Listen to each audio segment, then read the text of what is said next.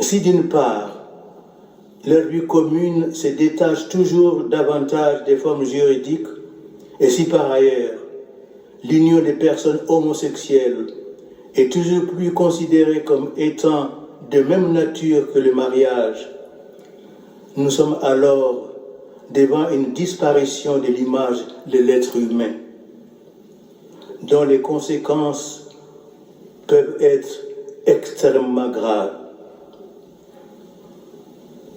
Au nom d'une volonté de déconstruire tout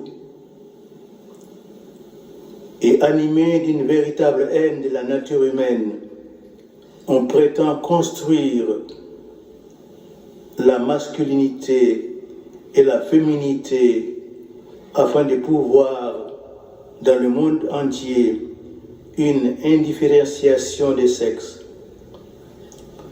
Les grandes victimes de cette politique nihiliste sont tout d'abord les femmes, détournées de leur vocation à la maternité, et les enfants tués avant d'avoir vu la lumière du jour.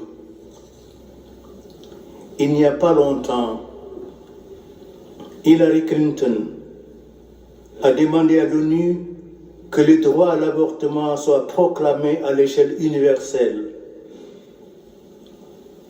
Quand un Parlement autorise l'interruption de grossesse, admettant la suppression de l'enfant à naître, il commet une grave violence à l'égard d'un être humain innocent et privé de toute capacité d'autodéfense.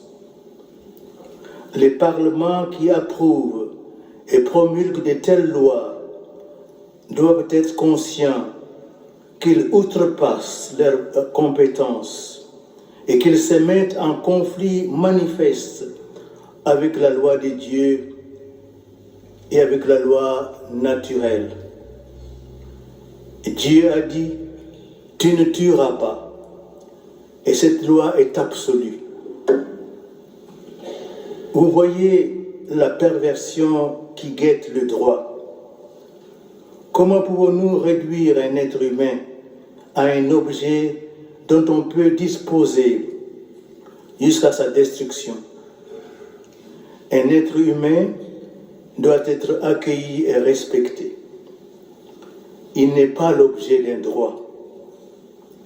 Les puissances occidentales ont déjà imposé aux pays africains, aux pays pauvres, l'application du droit à l'avortement et à l'homosexualité comme condition de toute aide au développement. Plus de la moitié de nos pays africains sont obligés de créer un ministère du genre pour avoir de l'aide des pays occidentaux.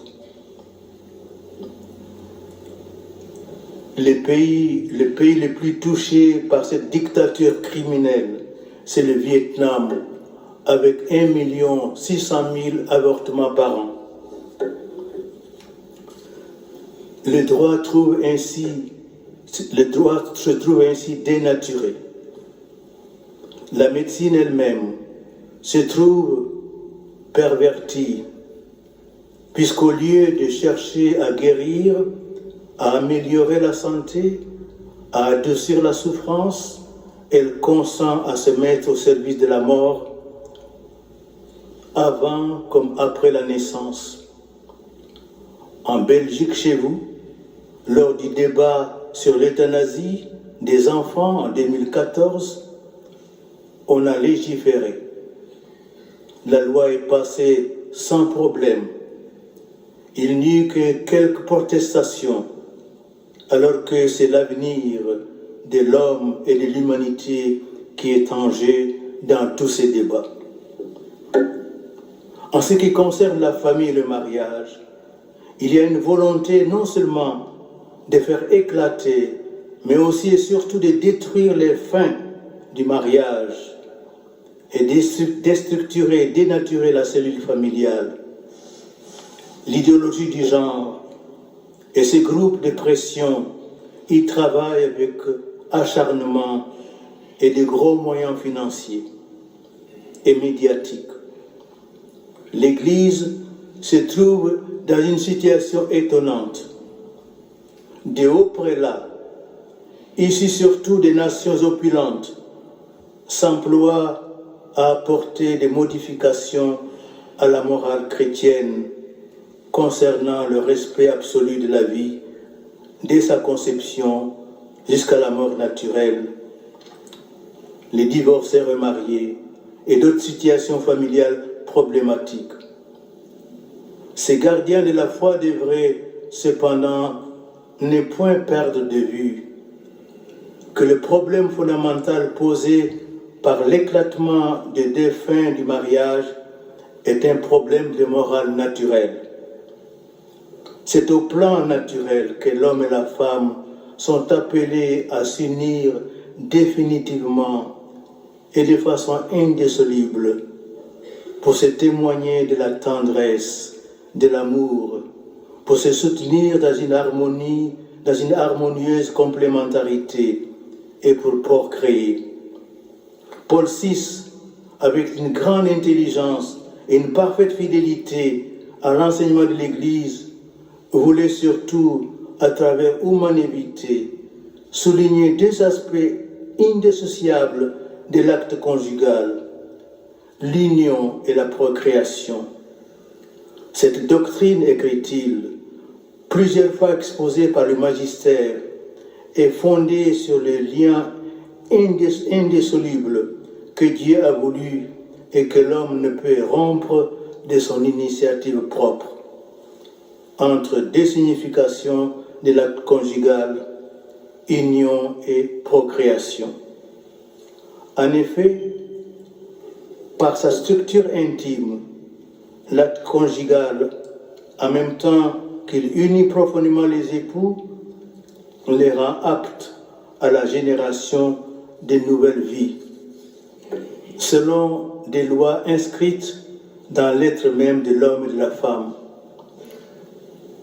C'est en sauvegardant ces deux aspects essentiels, union et procréation, que l'acte conjugal conserve intégralement le sens du mutuel et véritable amour et son ordination à la très haute vocation de l'homme et de la femme. Nous pensons que les hommes de notre temps sont particulièrement en mesure de comprendre le caractère profondément raisonnable et humain de ce principe fondamental. C'est cette réalité naturelle que le Seigneur a élevée à la dignité d'un sacrement. Face aux puissances qui ébranlent actuellement la famille, l'Église devrait se découvrir la vocation d'être la seule instance qui soit en mesure de sauver la sexualité humaine et l'institution naturelle du mariage et de la famille. Il ne s'agit pas seulement de sauver la morale chrétienne, il faut sauver et protéger la morale naturelle, il faut sauver et protéger l'humanité. Prélats catholiques et laïcs chrétiens devraient se souder et refuser de contribuer à la destruction de la morale naturelle. Les grandes dérives ont surgi lorsque certains prélats ou intellectuels catholiques ont commencé à écrire ou à dire « feu vert pour l'avortement »,« feu vert pour l'euthanasie ». Or, à partir du moment où des catholiques abandonnent l'enseignement de Jésus et le magistère de l'Église, ils contribuent à la destruction de l'institution naturelle du mariage et de la famille. C'est toute la communauté humaine qui se trouve fissurée par cette nouvelle trahison des clercs. Mais je vais poser une question clé.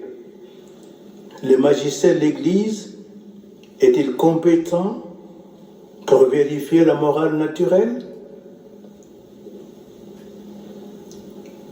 Vous-même, vous pouvez répondre que l'Église a été la seule institution compétente de par la mission reçue par Dieu. Il faudrait que l'Église en revienne à humanité de Paul VI, ainsi qu'aux enseignements de Jean-Paul II et de Benoît XVI sur ces questions vitales pour l'humanité. Le pape François lui-même reste dans le sillage de ses prédécesseurs chaque fois qu'il souligne la coïncidence entre l'évangile de l'amour et l'évangile de la joie. Il faudra affermir avec force et sans aucune ambiguïté le poids magistériel de tout cet enseignement et mettre en relief sa cohérence et protéger ce trésor contre les prédateurs de ce monde sans Dieu. Dieu ou rien aborde toutes ces questions avec précision, avec clarté, avec fermeté, une fermeté qu'exige notre fidélité radicale à l'Évangile et au magistère de l'Église dans un langage serein et respectueux des personnes. J'ai été profondément touché par la lettre que le pape Benoît XVI m'a adressée pour me dire « J'ai lu Dieu ou rien avec un grand profit spirituel, grande joie et gratitude. Je vous remercie d'avoir eu le courage d'aborder avec clarté l'idéologie du genre. »